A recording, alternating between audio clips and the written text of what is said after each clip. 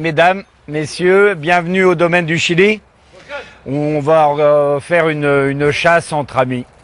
Aujourd'hui, on va tirer les sangliers, tout poids, tout sexe. On tirera aussi chevreuil, broqueur et chèvre, et chevrière. Didier de Gauchy vient chasser dans ce domaine avec ses amis environ 2 fois par an. Ce directeur d'une entreprise de bâtiments installée dans l'Oise, près de Compiègne, a réussi à économiser suffisamment d'argent pour s'offrir il y a 8 ans le rêve de sa vie, une belle propriété de 70 hectares à la Ferté-Saint-Aubin.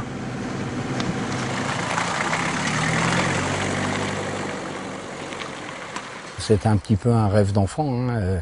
La Sologne, la chasse, c'était un rêve que j'ai accompli, quoi, en fin de vie de travail. Ça fait longtemps que vous y pensiez ?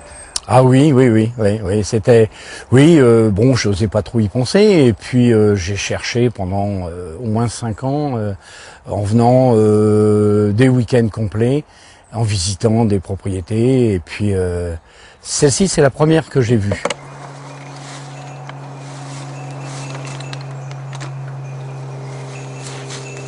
Je suis aussi un chasseur d'Afrique, où, si vous voulez, l'Afrique, c'est des petits arbres, des petites forêts. Et ici, il y a de la bruyère, il y a de la fougère, il y a ces choses-là qu'on n'a pas chez nous. En forêt de Compiègne, on n'a pas les bruyères.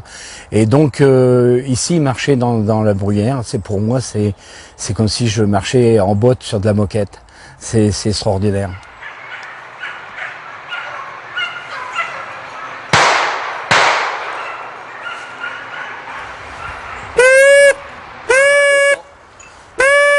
Garçon cherche. 200. Attention Bernard Caleux là, parce qu'ils vont se battre. C'est bien mon chien. Allez, assis. Assis maintenant et on ne bouge pas. C'est bien mon lapin. Il est gentil ce chien. Oh il est gentil. Ah mon garçon, oui mon garçon. Laisse-le.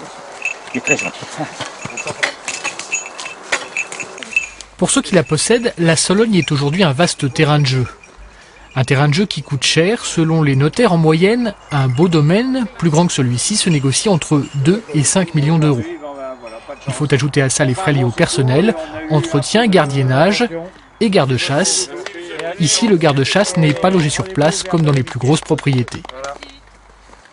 L'avantage, c'est le logement, c'est voiture de fonction. Après, il y a, on va dire entre guillemets, la pièce de garde lors des belles chasses.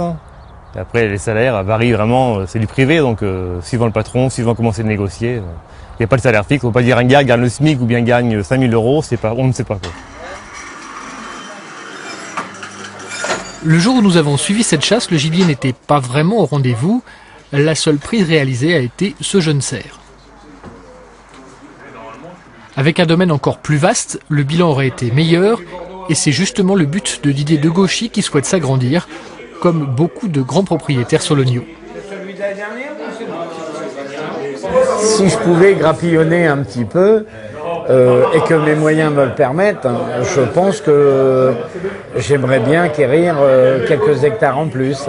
On a l'écoute aussi des voisins, des agences immobilières, des amis qui sont aussi au niveau de la Ferté-la-Motte-Beuvron. Vous voyez, et puis bon, des fois, on entend parler que éventuellement il y aurait peut-être quelque chose à vendre ou une famille en indivision, par exemple. Au fil des successions, les grandes familles originaires de Sologne sont devenues plutôt rares aujourd'hui. La majorité des propriétaires est constituée de Parisiens. Un domaine de chasse change de main environ tous les 10 ans.